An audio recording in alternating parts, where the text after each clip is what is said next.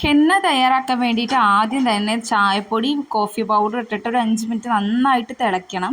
നല്ല brownish colour, ഒരു blackish ഒരു ബ്രൗണിഷ് കളറായി വരുമ്പോൾ നമ്മൾ ഹെന്ന പൗഡർ എടുക്കുക. ഞാനിവിടെ എടുത്തിരിക്കുന്ന ആൽപ്സ് ഗുഡ്നസിൻ്റെ ഹെന്ന പൗഡറാണ്. ഇത് ഭയങ്കര ക്വാളിറ്റി ആൻഡ് ക്വാണ്ടിറ്റി വളരെ കൂടുതലാണ്. ഒരു നല്ലൊരു പ്രൊഡക്റ്റാണ്. ഇപ്പോൾ കൈൻഡ്ലി യൂസ് ചെയ്യാൻ തുടങ്ങിയിട്ട് ഇപ്പോൾ ഞാൻ മന്ത്ലി വൺസാണ് ഹെന്ന ചെയ്യാറുള്ളൂ.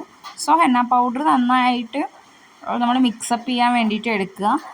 ഇതിലേക്ക് നമുക്ക് ഒരു മുട്ട ചേർക്കുന്നത് വളരെ നല്ലതാണ്. കാരണം ഹെയറിന് താരനുള്ളവർക്കൊക്കെ ആണെങ്കിൽ ഈ ഹെന്ന ചെയ്യുമ്പോൾ തന്നെ എഗ്ഗ് യൂസ് ചെയ്യുകയാണെങ്കിൽ കുറച്ചുകൂടെ നല്ലതാണ്.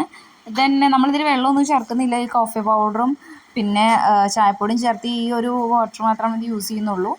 ദെൻ ആഫ്റ്റർ നമ്മളിതിലേക്ക് ഒരു മുട്ട പൊട്ടിച്ചിട്ട് ഒഴിക്കണം. കാരണം ഇത് ഭയങ്കര പ്രോട്ടീനാണ്. ഇപ്പോൾ താരന് എന്തെങ്കിലും ഉണ്ടെങ്കിൽ തന്നെ ഇത് പോകും. നമുക്ക് വൈറ്റും പിന്നെ യെല്ലോയും രണ്ടും കൂടി മിക്സ് ചെയ്തിട്ട് ഇടാം. വൈറ്റ് മാത്രം വേണമെന്നില്ല, രണ്ടും കൂടി മിക്സപ്പ് ചെയ്തിട്ട് ഇടാം.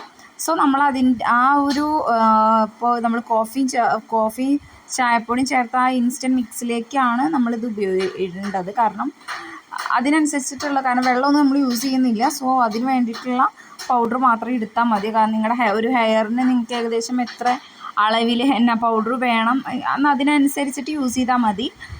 ഇനിയിപ്പോൾ ഒരു എഗ്ഗ് കഴിയില്ല എന്നുണ്ടെങ്കിൽ വാട്ടർ ചേർക്കണ്ട, അതിന് പകരം ഒരു എഗ്ഗും കൂടി ഒഴിച്ചോളൂ. കാരണം അത് എഗ്ഗ് നല്ലതാണ് ഹെയറിന്, ഹെയർ ഗ്രോത്തിന്, ഹെയർ ഒന്ന് ഷൈനിങ് ആവാനും. നമ്മൾ കണ്ടീഷണറൊക്കെ ഇടുന്നതിന് പകരം ഇങ്ങനത്തെ കുറച്ച് എഗ്ഗൊക്കെ യൂസ് ചെയ്യുകയാണെങ്കിൽ ഹെയർ നന്നായിട്ട് ഷൈനിങ് ആവാനും സ്മൂത്തായിട്ട് കിടക്കാനൊക്കെ അത് ഹെൽപ്പ് ചെയ്യും. സോ നന്നായിട്ട് മിക്സപ്പ് ചെയ്യുക. ഇപ്പോൾ ഒരു മന്ത്ലി ഒരു വൺസൊക്കെ യൂസ് ചെയ്താൽ മതി, വൺസോ ട്വൈസൊക്കെ യൂസ് ചെയ്താൽ മതി.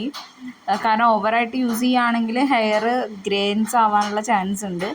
സോ അതുകൊണ്ട് തന്നെ ഒരു മന്ത്ലി ഒരു വൺസൊക്കെ യൂസ് ചെയ്താൽ മതി കേട്ടോ.